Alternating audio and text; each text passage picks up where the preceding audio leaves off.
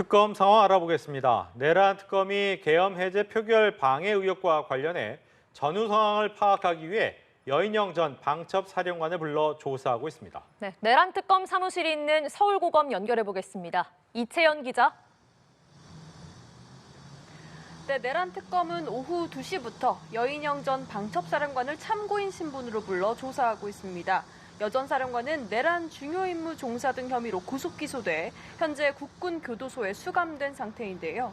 오늘 조사에선 국민의힘 의원들의 계엄 해제 표결 방해 의혹과 관련해 방첩사가 관여했는지를 들여다보는 걸로 전해졌는데 이외에 필요한 의혹도 특검팀은 조사하겠다는 계획입니다. 당시 상황을 재구성해 윤 전 대통령이 국민의힘 지도부 등의 해제 요구안 표결에 동참하지 말라고 했는지까지 뻗어나갈 걸로 보입니다. 오전 10시부터는 이영팔 소방청차장이 참고인 신분으로 특검에 출석해 조사를 받고 있습니다. 언론사들에 대한 단전 단수 지시 의혹에 대한 수사로 실제 이상민 전 행안장관의 지시가 있었는지 들여다본 걸로 전해졌습니다.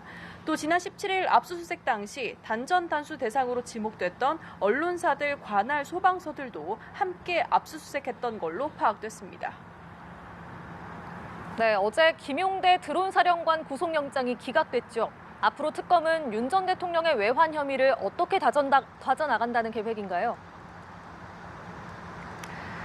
네, 조금 전 박지영 특검보는 브리핑에서 김용대 드론사령관의 영장 기각과 외환 관련 수사가 직결되는 건 아니라면서 수사 진행에는 문제가 없다 이렇게 밝혔습니다. 외환 혐의로 법원 판단을 받은 건 아니라서 곧바로 영장을 재청구하기보다 계획대로 수사를 이어나간다는 겁니다. 관련 압수물 포렌식과 함께 드론사 핵심 군 관계자들 진술을 토대로 평양 무인기 작전 사전 허위 보고 또 은폐 의혹을 다각도로 파헤치는 데 주력할 걸로 보입니다. 특검팀은 지난해 10월경 평양에 날린 무인기 한 대가 추락하자 드론사가 이를 은폐한 것은 아닌지 의심하고 있습니다. 추락 사실을 은폐하기 위해 무인기의 GPS 장치 이동 기록을 조작했다는 정황도 들여다보는 걸로 전해졌습니다.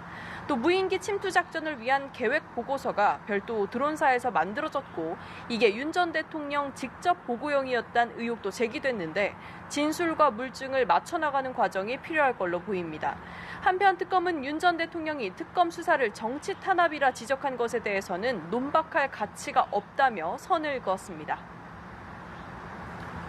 그런가 하면 VIP 경로서를 부인해온 김계환 전 해병대 사령관이 오늘 구속영장 심사에서 경로서를 전달받았다는 취지로 시인했죠? 네, 그렇습니다. VIP 경로를 박정훈 대령에게 전달한 걸로 지목된 김계환 전 해병사령관에 대한 구속영장 실질 심사가 오늘 오전 열렸습니다. 김 전 사령관은 심사에서 윤 전 대통령이 화가 났다는 얘기를 누군가로부터 들은 적 있다는 취지로 경로서를 인정했습니다. 다만 직접 들은 게 아니라 소문을 통해 들어서 지금까지 구체적인 내용을 들었다고 이야기할 수 없었다고 주장했습니다. 김 전 사령관은 박 대령 항명 혐의 1심 재판, 또 국회에서 박 대령 처벌을 목적으로 위증을 했다는 혐의를 받고 있습니다. 특검팀은 김 전 사령관의 허위 증언을 입증할 증거 등에 비춰봤을 때 증거인멸 가능성이 상당하다고 보고 구속 수사가 필요하다는 입장입니다. 이종섭 전 장관 스스로 결국 김 전 사령관의 사건 이첩 보류 지시를 하기 전 윤 전 대통령과 통화가 있었다고 시인한 만큼 김 전 사령관 구속 여부가 VIP 경로 수사의 첫 시험대가 될 전망입니다. 지금까지 서울고등검찰청에서 전해드렸습니다.